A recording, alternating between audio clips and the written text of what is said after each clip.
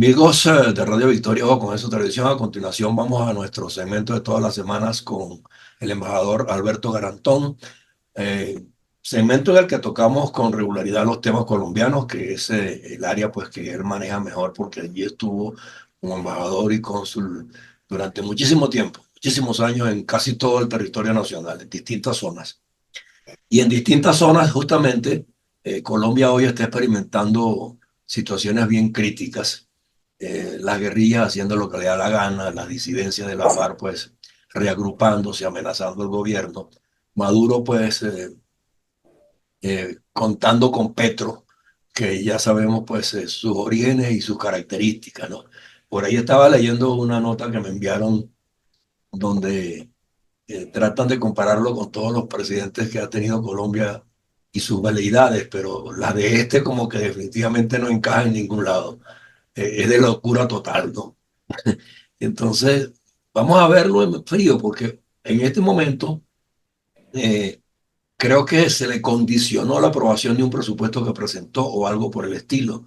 Entonces va a tener que reconducir el anterior.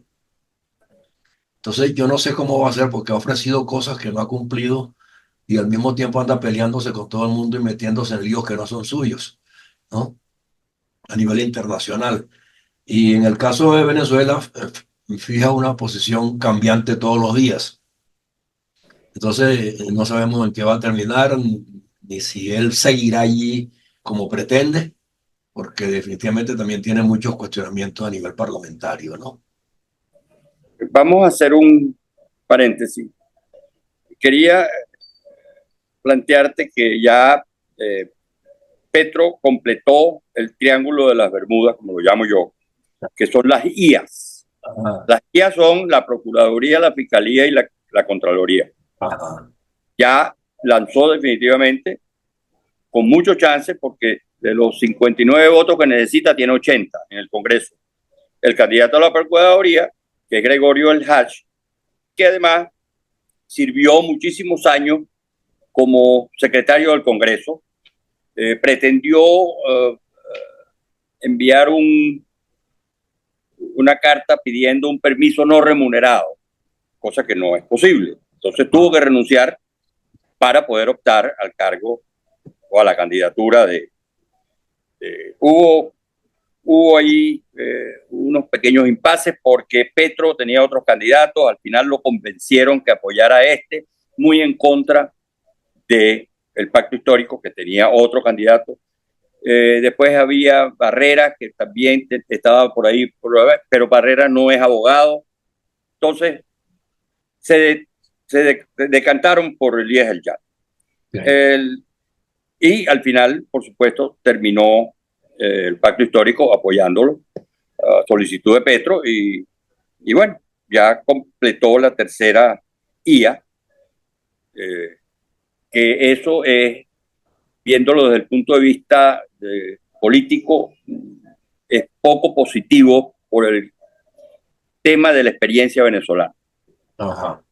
que se van apoderando de los poderes y Exacto, de las los distintos instituciones poderes. Ok. poco a poco. Pero bueno, eso era lo que te quería decir antes de empezar con entrar en... La evaluación propiamente dicho del momento Así es. actual. Sí. Eh, bueno, como sabemos, Petro se fue a la ONU, eh, viajó el sábado pasado, regresó ayer, llegó primero que nada a Chicago, donde se reunió con el canciller alemán. Ujú. Luego dejó plantado a 300 colombianos en un foro de emprendedores que había, aduciendo que estaba trabajando en el discurso, cosa que no es cierto, porque si tú sabes que en la segunda semana de septiembre, la tercera semana de septiembre, perdón, se reúnen las Naciones Unidas, tú tenías que tener ese discurso preparado, que además no creo que lo haya Además, se lo preparado. hacen sus asesores en todo caso. Por supuesto. Y entonces incluyó un párrafo eh, sentimental de que se lo había escrito su hija sobre el problema del fin del mundo. Está como el loco aquel que andaba con el cartelón. Viene el fin del mundo, viene el fin del mundo. Y ahora lo divertido es que lo llaman, ¿cómo es que lo llaman? ya te voy a decir.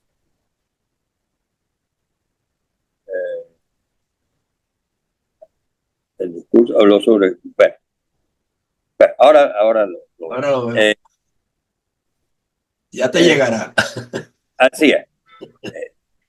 Y en ese marco de la visita a Chicago también hubo una polémica muy grande porque se reunió con Hatem Abu, Abudayed, Ajá. que es un controvertido líder palestino en los Estados Unidos, que está en el ojo del huracán y en el ojo del FBI Ya. por un supuesto apoyo material a terroristas, específicamente a Hamas y a Hezbollah.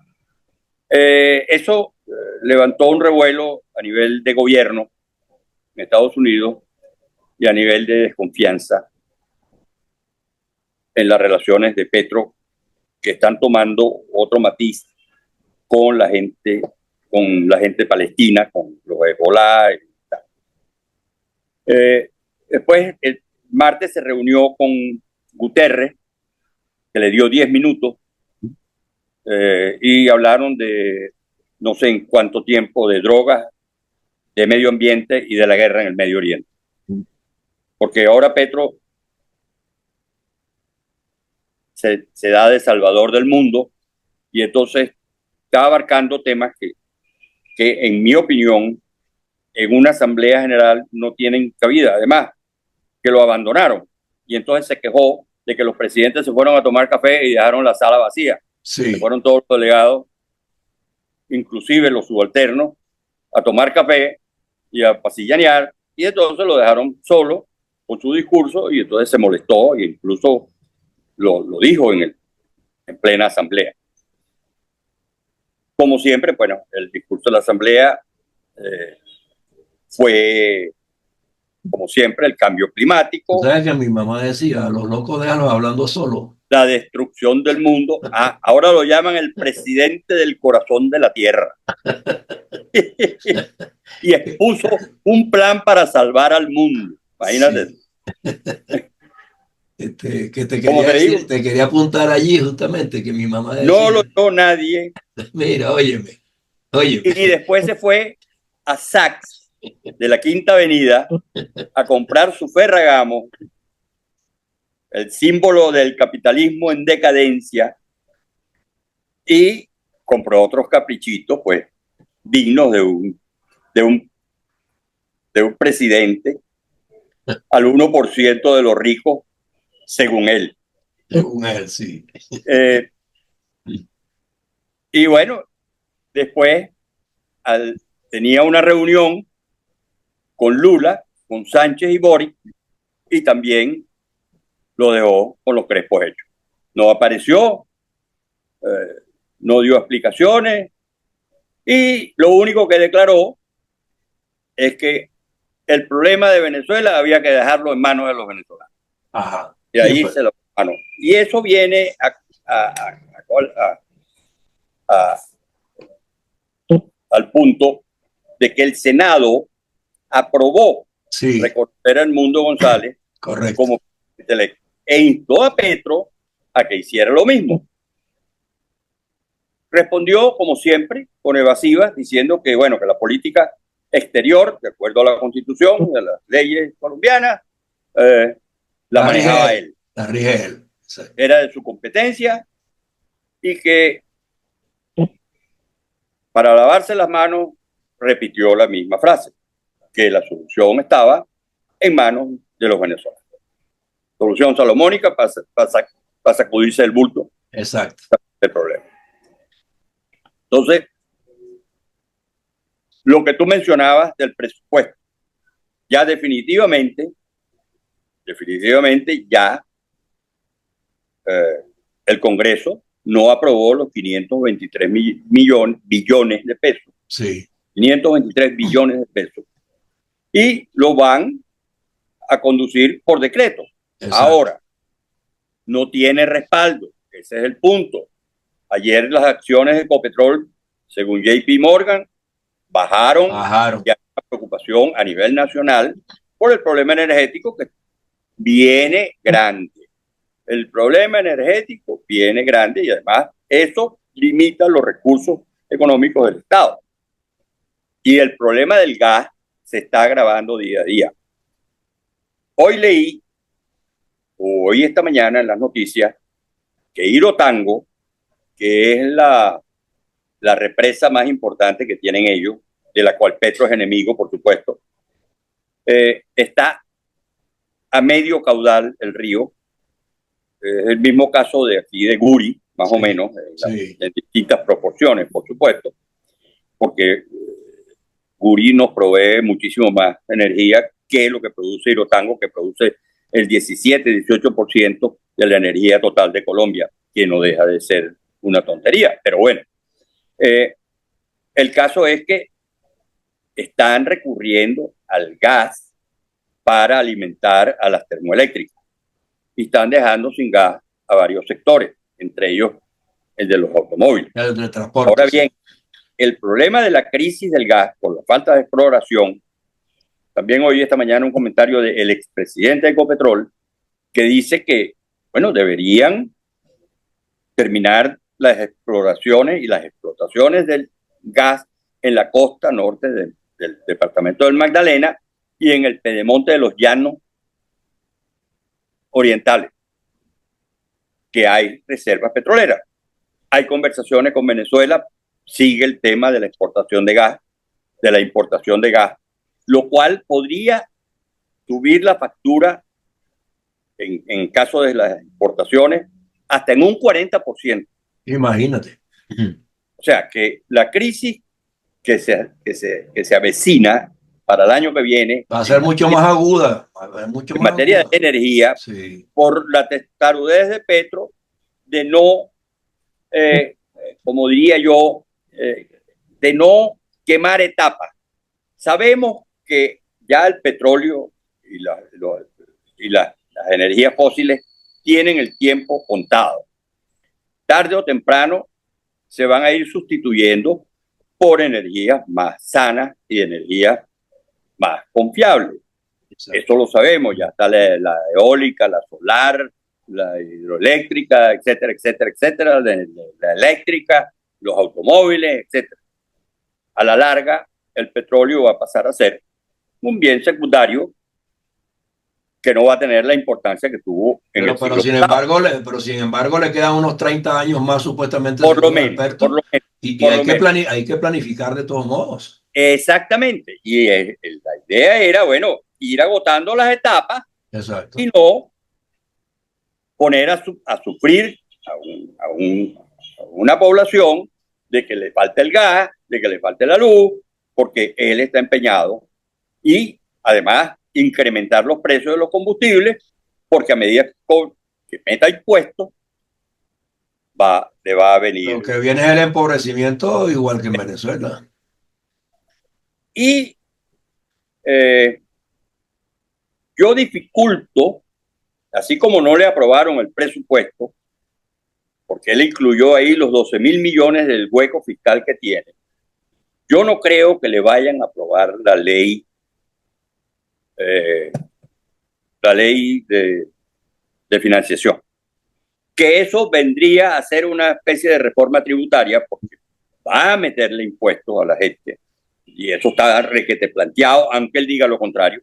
Claro. Y los parlamentarios están totalmente opuestos a que les sigan metiendo impuestos a los colombianos, que le meten impuestos por todo y están ya ahogados porque Petro en los primeros 100 días metió una reforma tributaria y pechó una cantidad de cosas. Incluso, Alberto, pero fíjate una cosa, ¿no? Los parlamentarios tienen en puerta un pique con él porque la posición que adoptaron con respecto a Venezuela en el Parlamento y el Senado, o sea, de alguna manera tienen que ser compensadas con las actitudes de Petro por algún lado. Y entonces él está ignorando a los parlamentarios, ¿no? Es una decisión que es trascendente y que tiene connotación mundial. Es un problema que se planteó desde el primer momento. ¿Por qué?